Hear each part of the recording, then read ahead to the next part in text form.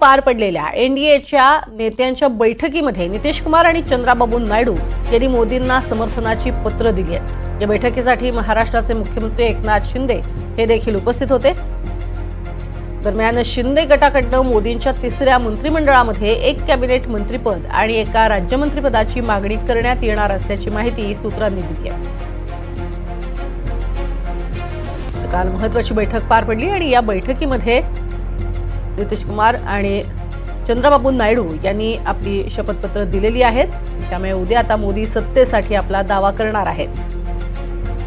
एनडीएचे घटक पक्ष नेमके कोणते आहेत, त्यांचं संख्याबळ नेमकं काय आहे तेही पाहूया।